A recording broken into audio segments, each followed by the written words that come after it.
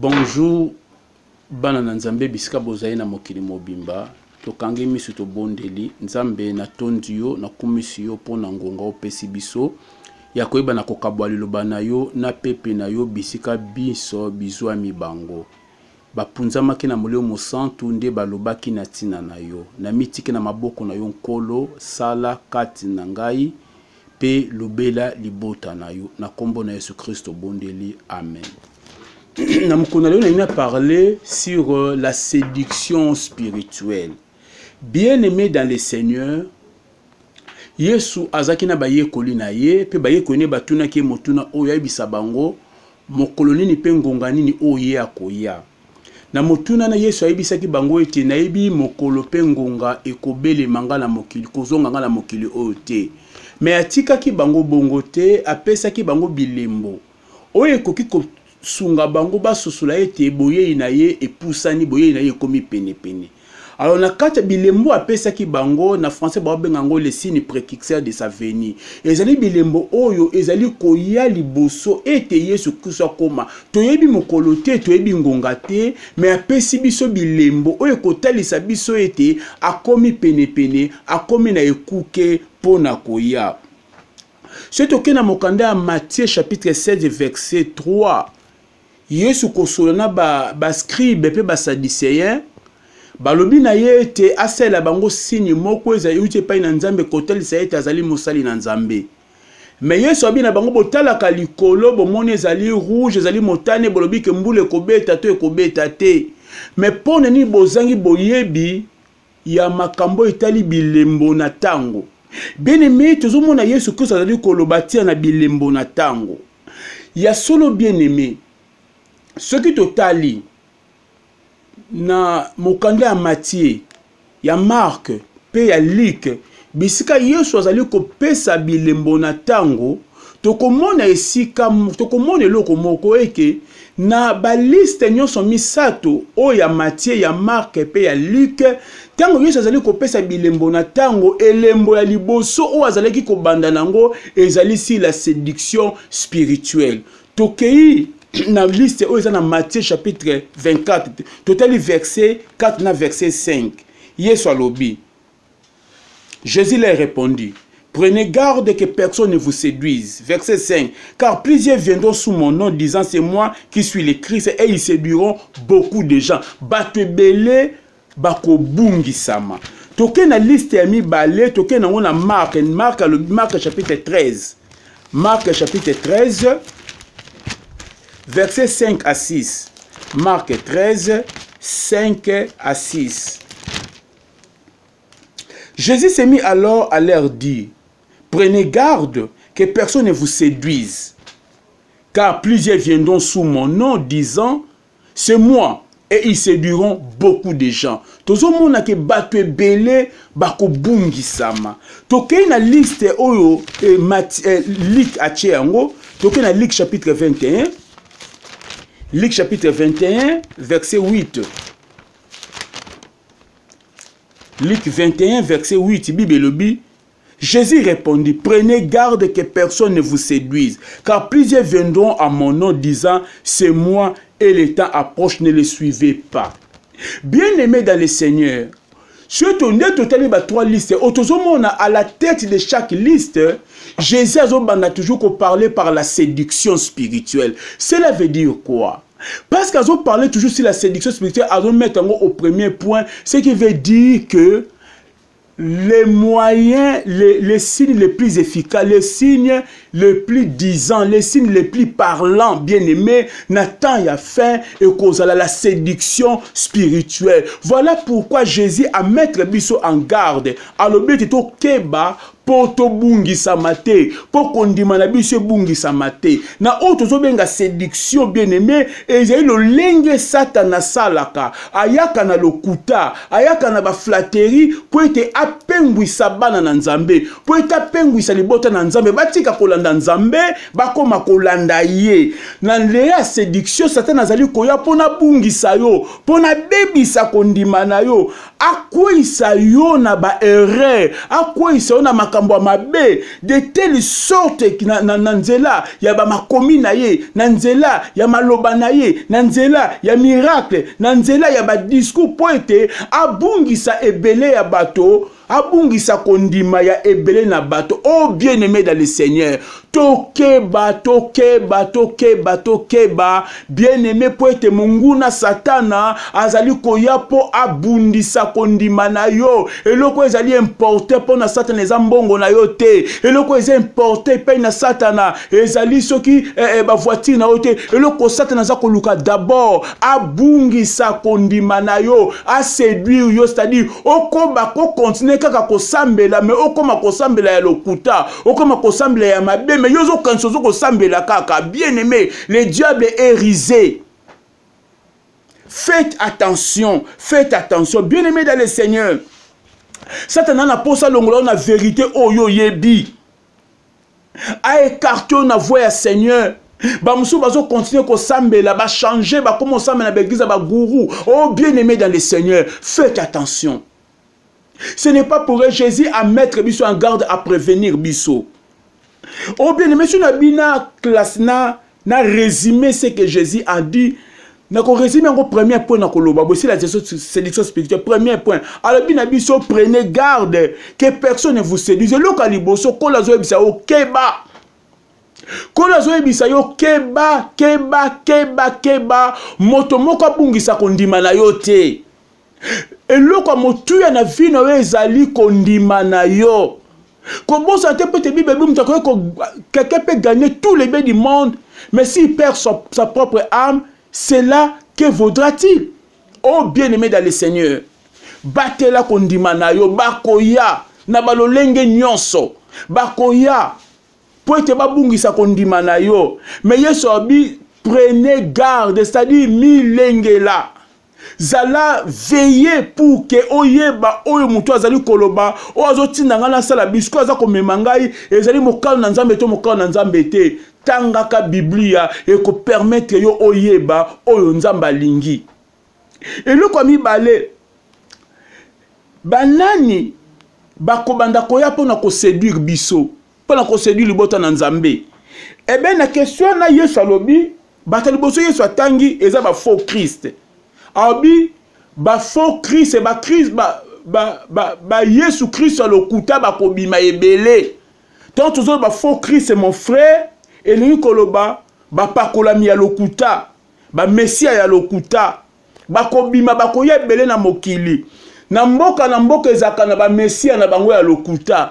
Biso na Congo na Kinshasa pe tona ba messia na biso ya lokuta, ba mususu ba kufa, ba mususu baza ko bota, ba mususu pe bazali. Na zana kondima ete na mboka oyo zali, na pays oyo zali, ba messia ya lokuta pe baza ebele.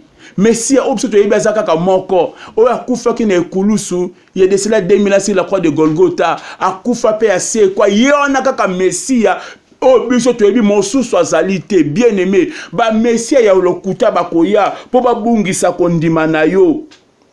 Bakokosa oke Messia ya bato mundu azali, Messia ya ba mindele azali, Messia ya ba asiatique azali, Messia ya ba india azali lokuta. Tozaka kana Messia moko pona mokili mobimba.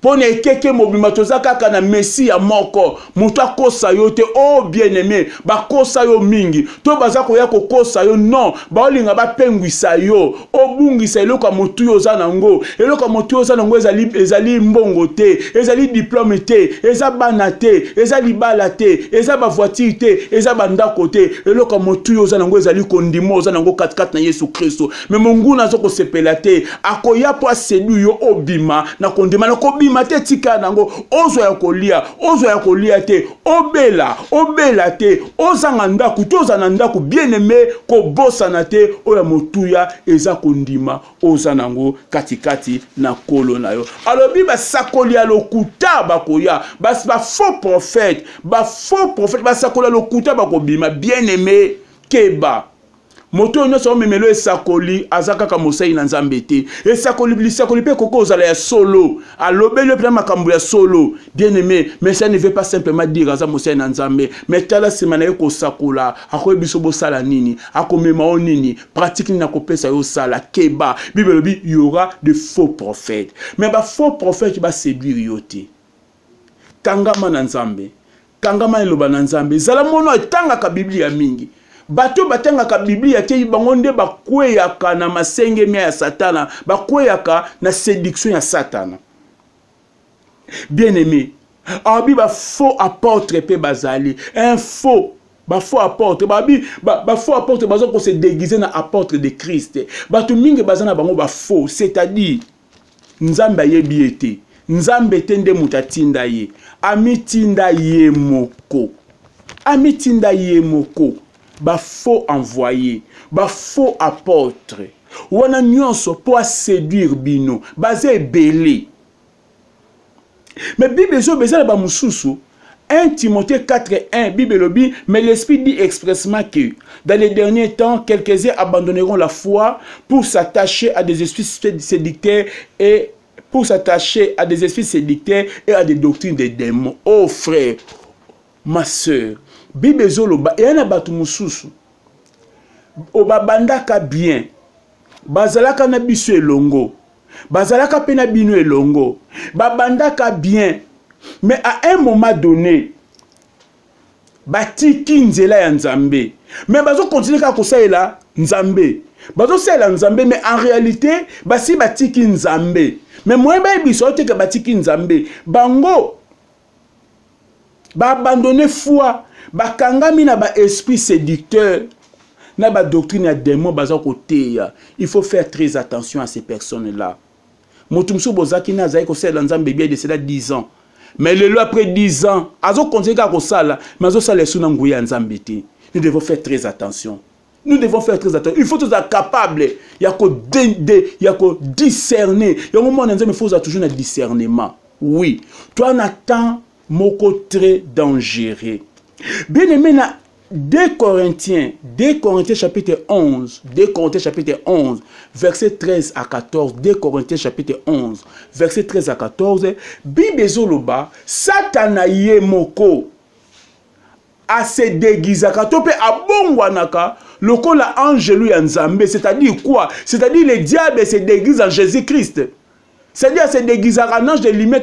Ange de lumière, c'est-à-dire, il apparaît avec comme si c'était Jésus qui parlait aux gens. Mais en réalité, ce n'est pas Jésus. Vous savez, mes frères, il y a un Satan a comme ange de lumière. Bazo kanisa ye Jésus, bazo kanisa ye ange Gabriel ekopé sa bango message. Et puis baza ko yamba ye bazo ko za message, so kasi ko za message na yale. Abandi église na ye, soit atini message na réseaux sociaux, ale bino sa discernement, vous êtes en train d'accepter c'est l'esprit de séduction. Bien-aimé dans le Seigneur. Ngana sana Kinshasa, ndena ote na Kinshasa, capitale de la République démocratique du Congo. Tozali natin ya coronavirus, to na crise sanitaire. Mais où est bimé zanini? Que motomoko nzambe soka bimelie soki yeso bimelie alobi na ye bato ba fungula ba Bible ba okuta basuki na kata Bible bazo basuki wana ba tchengo na bidon ma ya 5 litres ba mela ba kobika. Oh mon Dieu, oh mon Dieu, oh mon Dieu. Bien-aimé dans le Seigneur, c'est peut-être c'est vrai ba bimela qui est na angelu moko, mais angelu na bimela ke za angelu nzambe te za zabolo za satana. Satana nde azwa ki forme ange de lumière parce que nga na ide loko moko. Bible bina mapipi na Yesu Christ to biki samaki.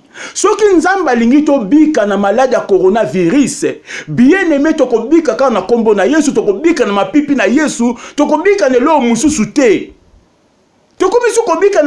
Non, ça c'est un esprit séducteur. Et ça, Satan a se transformé en ange de lumière. Abimeli moto wana soki eza solo, abimeli apesi message. Loko la moto na pa yebi na nzambe te, bien aimé toi yebi nzambe, matanga kana ma comité ale andimi pe abandi ko sela ngo yo mwana nzambe kokota na bibuzoba ote. C'est la séduction. Na ko même ko lobete bino ba bozo sala yango, bozo ko zwa bilembo ya Satan kati na bino. Oyebi nini suki wane ko bota kati na nzoto na yo après 1 mois, après 6 mois, après 10 ans, oyebi nini ko bota kati na nzoto na yo. Oh bien-aimé, okoki ko sala makambo te. Soko sala ki yango kende mbangu epai na pasteur na yo asolola na yo abonde la po na yo po ete makambo mabe o ya séduction mungu nazo linga sala esimba yo te. Bien-aimé dans le Seigneur, troisième chose, est que arme Satan a utilisé, séducteur a utilisé, et ça va miracle, et ça va signe, et ça va prodige. Oh mon frère, ma soeur, je te termine dans Matthieu chapitre 22, Matthieu plutôt 24, Matthieu 24, je voulais dire Matthieu 24, Matthieu 24, verset 24 à 25. Benda Matthieu Yoko Bible. Bible dit, car il s'élèvera de faux Christ et de faux prophètes. Ils feront des grands prodiges et des miracles au point de séduire, s'il était possible, même les Élis. Voici, je voulais annoncer d'avance. Yesobina yebisi binango déjà avant makambwana et koma. Aibisi bisonina, aibisi bisuete. Ba Christ a lokuta. Ba sakoli a lokuta. Bakosala bikamo ya minene. Babitike basala bikamo mikemo tande ko kosuda abikite. Basala bikamo ya minene. Bakosala ba prodige ya minene oyo eza ko etourdi ezo kamwisa bato. Yoka Bible bete ba miracle bakosala e ko kamwisa bato ke jusque même ba Eli bakokoma après même bazala séduit. Oh, tu es Eli Bazanani. Un Eli c'est qui? Eli azali muto oyo nzambe. Aponaye. Liboso ete mokile salema. Pi azwa kombo na chango na buku na bomoy. Eli akoki ko perdre salite. Eli akoki moponami abunga kate moponami akoki ko perdre salite. Pourquoi moponama abunga maate? Abunga mate pona mayele na yete, pona discernement na yete. Mais mon ponami obunga te à cause de la puissance ya nzambe, puissance ya élection de ko protéger mon ponami pour abunga te. Mais tala bi besoin ba ce que puissance ya élection ya nzambe protéger qui mon ponami te, même ba ponami ba ngai baza la séduit na ba miracle oyo. Bien aimé, ce babi mon ponami ngai za la séduit, donc ça montre que ba miracle o ba tona ba ko sala et cause la étonnant. Et cause ba miracle non, mon yango vraiment osana prudence to tombo le bik nzamba munene alors que za nzambe te. Oh bien-aimé dans le Seigneur, no lingana yebisa yo. Miracle tende mutu et laksa ke mutu amusai na nzambe. Bien-aimé, faites attention. Cause mundi mo akende kosambela sima miracle te okobunga. Et puis tika na yebisa mon frère ma sœur. Origine ya miracle, quatrièmement, origine ya miracle, ya ba séducteur, ezanini. Origine ya miracle na bango selon 2 Thessaloniciens chapitre 2 verset 9. 2 Thessaloniciens chapitre 2 verset 9. Origine ya miracle na bango zali puissance ya Satan. Bobi, ils feront des miracles par la puissance ya Satana. Ngouya ya bakosale la ngouya ya Satana. Consciemment ou inconsciemment, ils vont travailler. Bien consciemment ou inconsciemment, ils vont exercer par la puissance ya Satana. Pour na kosale ba miracle, ba prodige, bibe bengango mensonger. Et bengango mensonger ningo le bate ba mensonger ba linga baloba. Eza nango ba miracle, ba ba ko mona ngo ba ko vivre ngo. Eza mensonger parce que origine nango utie pa na ngouya na nzambe. Mais où tu n'envoies ya Satana, tout ce qui vient de Satan est mensonger. Et c'est à l'okuta. Pourquoi? Parce que tu comment on a un miracle, puis à monter, puis à biquer, à monter, avec la monnaie, puis à monnaie, puis libérer là. Mais où tu es pas une nzambe kakate. Et que tu n'as pas à Satan. Bien aimé dans le Seigneur, attention, faisons attention. Cinquièmement, séducteur, sali à Satan. Miracle ndezali credo na bango. Miracle ndezali fait ya Eva, c'est-à-dire pour na bango nyonso bandaka na miracle pe nyonso silaka na miracle o e na simetali bango te. Alors que et pas na Yesu Christu abande ko sala miracle, mais si ma miracle bata foi ta sauvé. Après miracle, ezali ko laksa batu le bananzambe. Miracle en fait, ezali kaka le lenge nzambe atali saka bolingone pa na moto o azali na problème pour être sima na kotali sa bolingwana ala kisenzi na bomo ina seko. mais miracle eza côté yam simanango liloba na nzambe me mama na bomo na seko ezate alors on is ba miracle pour les miracles. Mais les miracles qui viennent de Dieu, si manayango, ba olakso ko banga nzambe, ba olakso ko sela nzambe, ba olakso ko bondela, ba olakso ko méditer Bible, ba olakso dépendance nzambe, ba olakso être pasteur, azaka ka instrument nzamba za nzambe te, oko fuka mela pasteur te, oko lala likola pasteur te, oko za pasteur lokola nzambe te.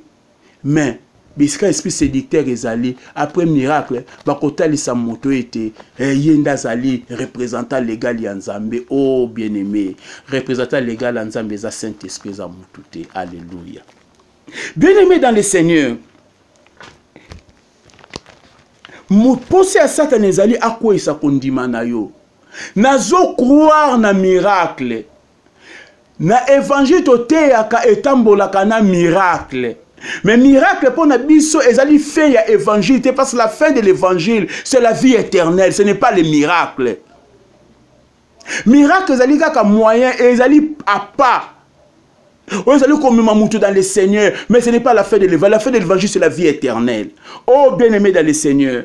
Dans Marc chapitre 16, verset 16, verset 15 à 20, Bible lobi, botala, bato bakondima, na lilo bantokote bakote bango ya nkolo Yesu bilembo oyo kolanda bango batanga ba miracle ba bakoche maboko na babi babeli bakobika eza miracle bakoloba ba nouvelle langue eza miracle bakomela ba poison bakokufa te bakomesa ba poison bakokufa te eza miracle bakoloba ba minoko na sika eza ba miracle et puis tant d'autres miracles sont dans la Bible. Bien-aimé dans le Seigneur, c'est pour dire, nazo télémé la miracle, parce que nazo télémé la miracle, parce que je crois au miracle. Et le fait que bato dit mais là sur basel dans kolo sur bali miracle zali. Mais miracle ça fait un évangile té. Évangile est bandana miracle té souka na miracle té. Bien-aimé souka ya évangile zali le sali en Jésus-Christ. Souka évangile zali la vie éternelle. Alors biskano son miracle zo tema na kombo na Yesu,